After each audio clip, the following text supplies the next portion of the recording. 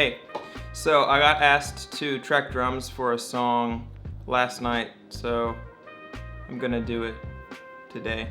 I got the song last night and I'm tracking it today. So what I figured I would do is I'd kind of take you along and show you some of the stuff that I'm gonna try today. I got a reference track with the demo. And basically what a reference track is, it's just like, here's the vibe that I'm going for, or the vibe that I had in mind when I wrote the song.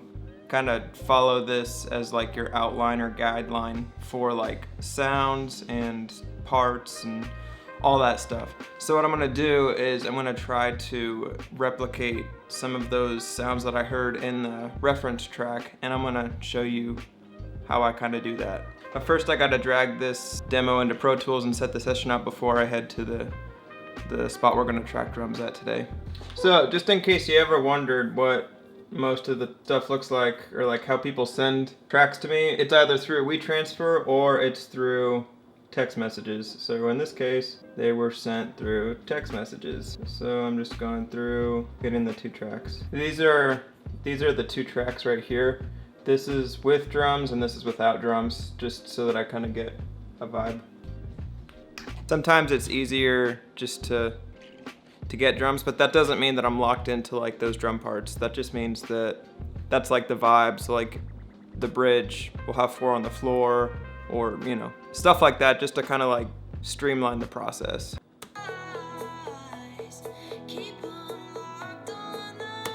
Now I'm gonna put locators in, and once I do that, we'll go track drums. Just got to the church. Gonna go in and set the session up to track drums. Everything's mostly set up. Like I said before, I kind of leave everything set so that I have a starting place, and that kind of gets me 90% of the way there. And then I can just like make tweaks and spend more time like on the actual recordings and parts and stuff like that. At the spot, there's the drums right there. I think I'm gonna use mostly that kit. I may use some of these, maybe for like some overdubs or like percussion tracks. We'll see.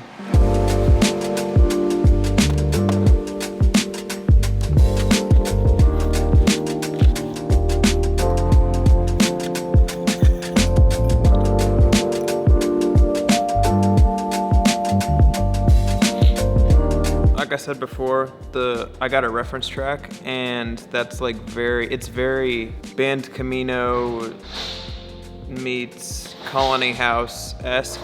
So that's what I'm kind of going for. And I have a couple ideas on how to accomplish that. A lot of times when you get tracks and stuff, like I said, with reference tracks, you have to really make sure you're listening to parts, but you're also listening to sonic characteristics that make that genre, and that vibe. So with that, I'm gonna do my best to kind of replicate that.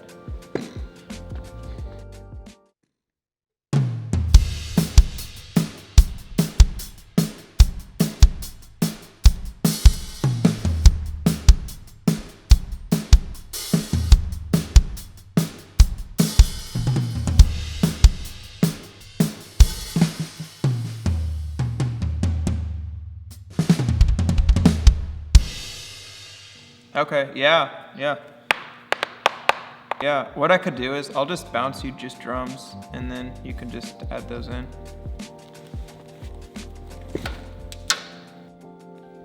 Just talked to the producer and another musician playing on the session, and we decided to speed the track up. We sped it up 9 BPM, and it just feels better. Gonna do that now. Charted the song. Now I'm gonna play through it. I think I have all the sounds that I want dialed in.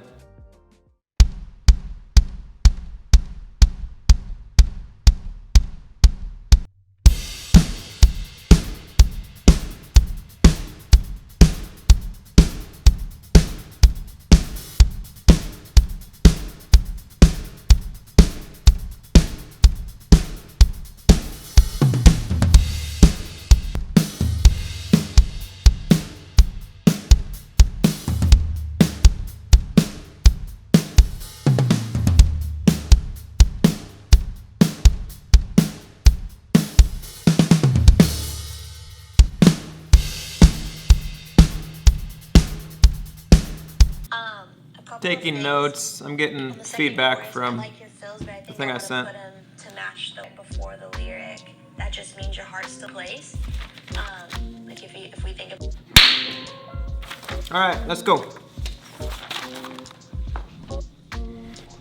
I literally just have to fix a chorus and a bridge. And it's just like the second half of the chorus and the second half of the bridge. So it shouldn't be too hard.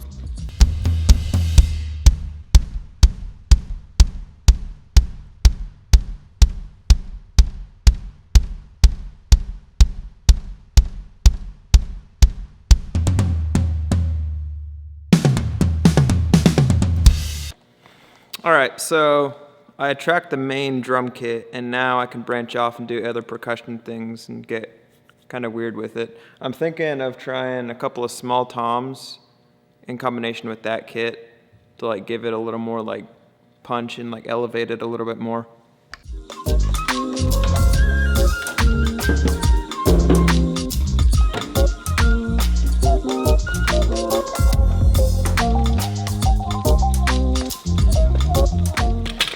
Here's the problem. I gotta find a way to attach these to these stands. It should work if I can rig it to where it'll hold just for a couple of takes. This is a good lesson on why you never get rid of hardware, even if you have to drag it around with you and never know what you're gonna do with it. These are tom stands I found, so now I can stick them in the stand and it'll be the correct way.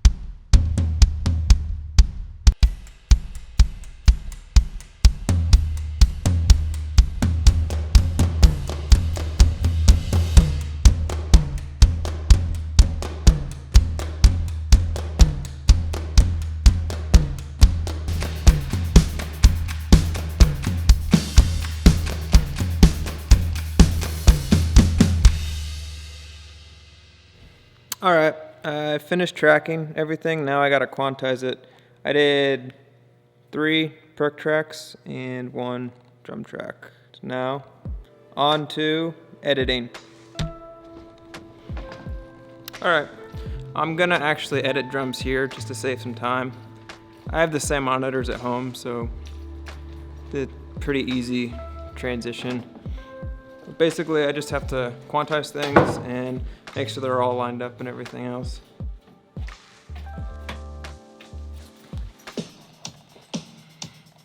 All right, I just finished editing the drum set and I sent that over to the guitarist so that he can lay tracks down on top of that, because if the drums aren't quantized or anything or edited, then everything else is going to be off, because he's going to go off of my kit for time along with the click track, but makes it feel more organic and it's just a little bit easier to track to.